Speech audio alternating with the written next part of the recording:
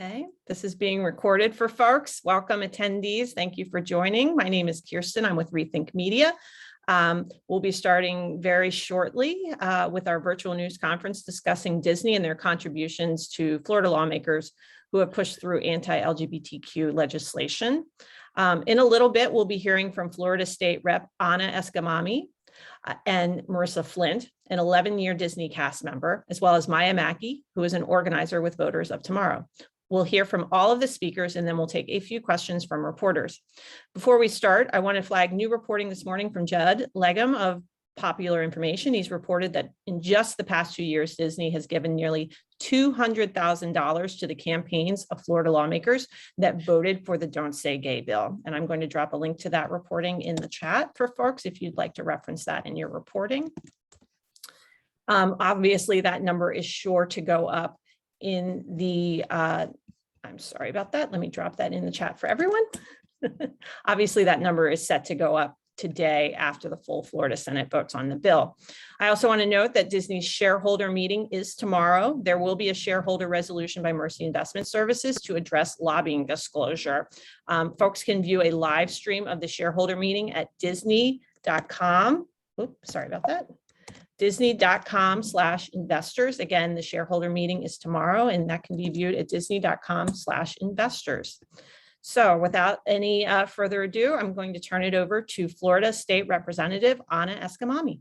Go ahead, Representative. Thanks so much, Kristen, and good morning to everyone. My name is Anna Eskamani. I'm proud to serve District 47 in the Florida State Legislature, which includes parts of Orlando, Winter Park, Belle Isle, and Edgewood.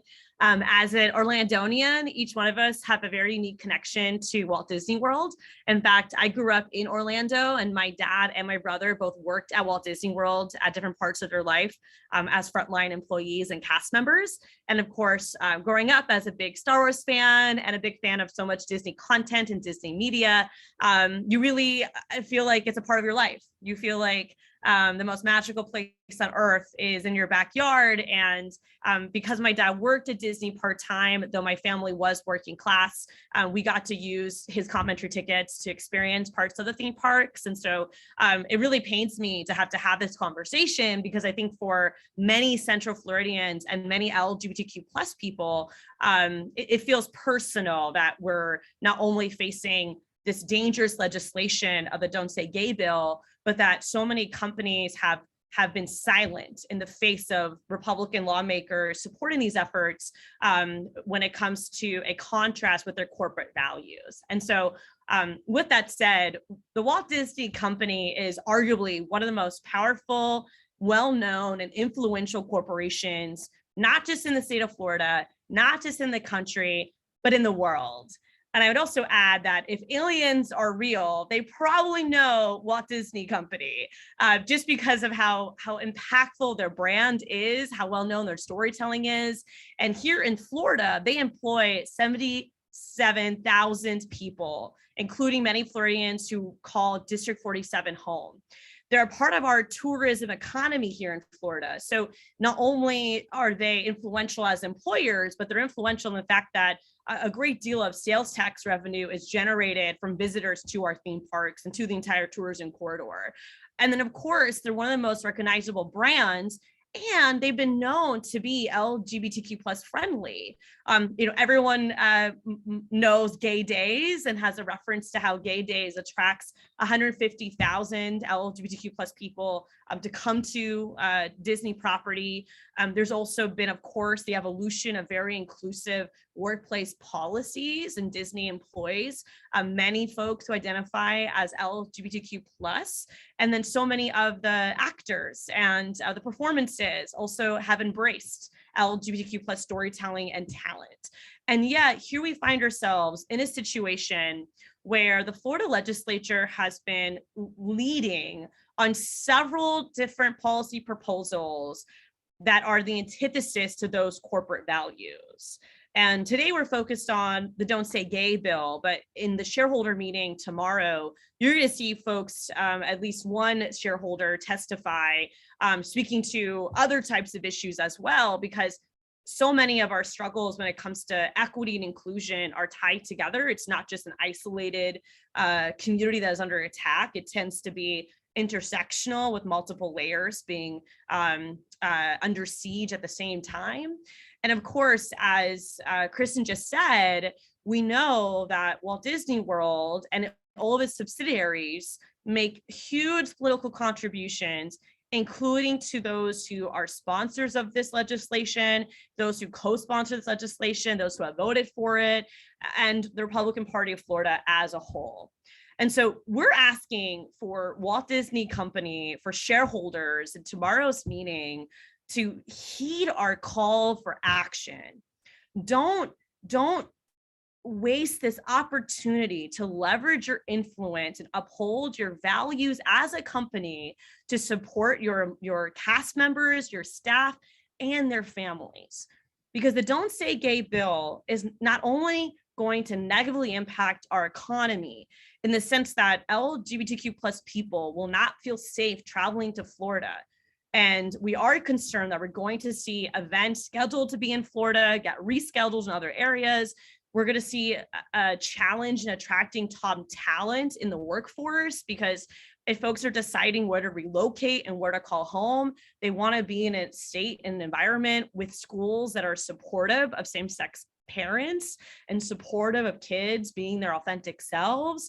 But it also does impact just the health and safety of children and the health and safety of our educators and of our families who are going to have LGBTQ plus people in their lives. So this is really a moment for corporations like Disney to step up and stand up for their values, stand up for their cast members and their employees, and stand up for the people in Florida who overwhelmingly have been emphasizing their opposition to this legislation. The last thing I'll say before I pass it to our next speaker is last night, the Florida Senate began the first day of hearing this bill. So that included amendments and questioning. Today, the Florida Senate will vote on this bill. And after that, it'll go to the governor's desk. And during the Q&A, the sponsor of the bill in the Senate, Senator Dennis Baxley, who has received countless contributions from Walt Disney Company and actually bragged about that to local media, he made a comment that children who identify as LGBTQ plus are doing it because it's a trend, are doing it because they want to be like celebrities, are doing it because it's not a legitimate identity, but it's experimentation. And I just want to be clear in combating that disinformation, in combating that homophobic and transphobic rhetoric, and telling every LGBTQ plus kid and adult out there that you are loved, that you are supported, and we're going to do everything we can to stop this bill and to, of course, hold corporate actors accountable to the values they say they hold. And with that, I will pass the virtual stage on to our next speaker and look forward to any questions folks have.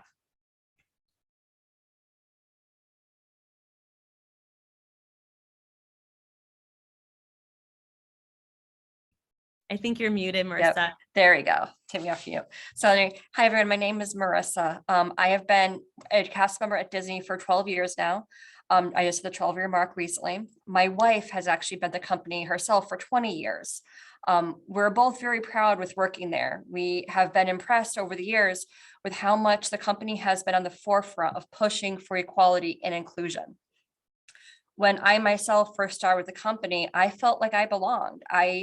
And could be myself at work. I felt like I had a place of employment that could help foster my sense of well-being, especially with being newly out of the closet and coming from a small town up north with almost no LGBT people. But with this current bill going through, I am appalled that the company has been quiet. Once we got the legal right to marry back in 2015, we were ecstatic. We saw many of our friends at work celebrate, as well as run to the courthouses with their longtime partners or start planning a wedding they never thought possible. My wife and I finally planned our wedding after being together 6 years at that point. We saw what we thought was the end of our fight for inclusion. Then we saw in the country the transgender bathroom bills were being passed in state legislatures. across the country, the ones that prohibited a student from using a bathroom that they identify with. In North Carolina specifically, I remember big companies then second guessed moving their headquarters, and sports leagues decided not to hold big games in those states. And that caused, like the representative just said, a lot of economic consequences there. Yes, Disney can't just move away, but they are one of the biggest companies here in Florida. If they are so for equality and for the diverse cast members, then they should make a public statement against this alarming bill. They can help talk to state legislation about the dangers, not only to their workers, but to the citizens here in Florida. When I think about this bill, my mind goes right to the elementary children who won't be able to talk about their different families. Those children will learn from a young age that their family is second class, all because they have two moms or two dads. I also think about the preteen or teenager who is trying to figure out who they are. They may have a family dynamic where they can't talk to their parents about their feelings for fear of being kicked out or beaten. They won't be able to confide with an educator they trust, as that educator will be mandated to tell the parents. This does not protect the children in this state at all.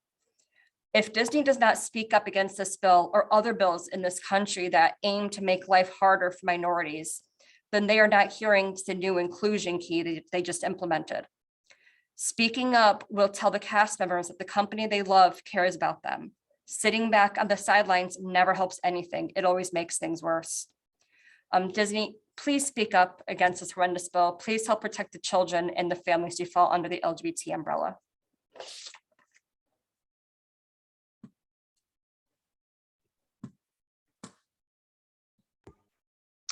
All right. Good morning, everybody. My name is Maya Mackey, and I am a representative and organizer with Voters of Tomorrow. For those of you who are unfamiliar with our organization, we are a nonprofit that works on engaging youth, specifically voter registration, as well as important youth policy issues.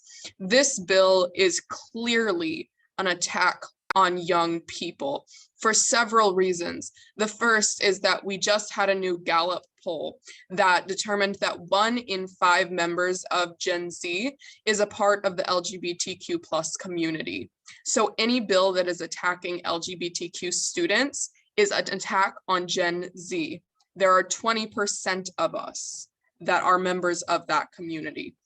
The second way in which this is an attack on young people is it is an attack on schools. It is an attack on education. It is an attack on the ability of teachers, students, families that are involved in schools to be able to discuss freely sexual orientation and gender identity. Now, I'm sure y'all are aware, but I'll give you a quick overview. This bill would effectively erase LGBTQ plus students, families, and history. It bans any sort of classroom discussion about sexual orientation and gender identity in elementary or middle schools, and then at any level in a manner that is not age appropriate. This is incredibly dangerous. It is incredibly vague, and those provisions would really hurt schools. It would really hurt LGBTQ plus youth because it is so broad. It creates liabilities for school districts that are so vague that it's likely that students will not be able to discuss sexuality and gender identity at all. Now, speaking from my organizational standpoint on this, we recently led a protest yesterday. We brought students to the Florida State Capitol. I want to thank Representative Eskamani for being there and supporting students. We are absolutely outraged at this bill. It's something that will have resounding impacts. It's something that is dangerous to the health of LGBTQ plus people. There are already so many issues in mental health that LGBTQ plus people struggle with as a result of not having their identities affirmed, as a result of living in communities and families where their identity is not affirmed, or at worst, violently rejected. This bill essentially takes away any sort of safe space that students might have in a school, or any sort of safe space that same-sex parents might have for their children to go to school. It's eliminating that, and that is a life saving safe space for many, many LGBTQ plus people. This is not just an issue of politics. This is an issue of public health. And this is an issue of supporting our young people and of supporting our education. In addition, the bill would require all student support services trainings to adhere to standards set forth by the Florida Department of Education, but that Department of Education just withdrew anti-bullying resources that were intended to stop LGBTQ plus youth suicides, which once again goes back to my point that this is not just a political issue. This is a public health issue. Now, this bill is on the Senate floor right now for a vote. It is so extreme that we had GOP lawmakers that broke ranks with their party and they opposed passage. Now, this bill is not a partisan issue. This bill is about protecting LGBTQ plus youth. That is something that everyone should support. That is a human right. And we are absolutely outraged that Florida lawmakers are attempting to harm the health, mental, and in many cases, physical of LGBTQ plus youth.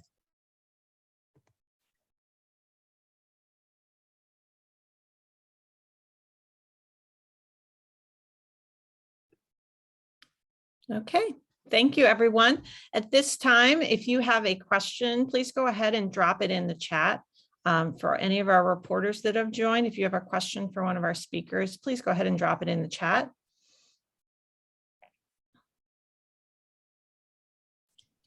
And while we're waiting for questions, I just want to add to Maya's point around GOP members breaking rank. So there were 7 House Republicans that voted no on this bill.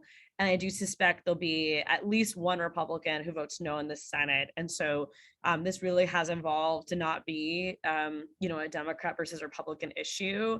It really is problematic beyond party lines. And we're seeing Republicans express courage to even vote against the party on this issue. And I think that just speaks to how problematic this bill really is, and the outrage that Floridians across the state have expressed when it comes to the bill's intent.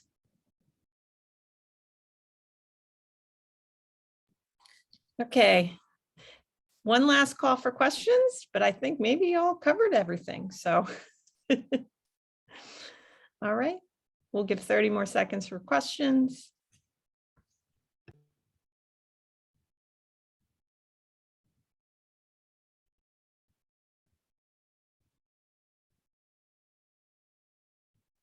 Okay, thank you everyone for joining. If you would like a recording, if you were unable to record this and would like a recording, we can provide it after the fact. Please shoot me an email. It's kirsten@rethinkmedia.org. I will put that in the chat as well. Thank you, everyone. I hope everyone has a wonderful morning and have a great day.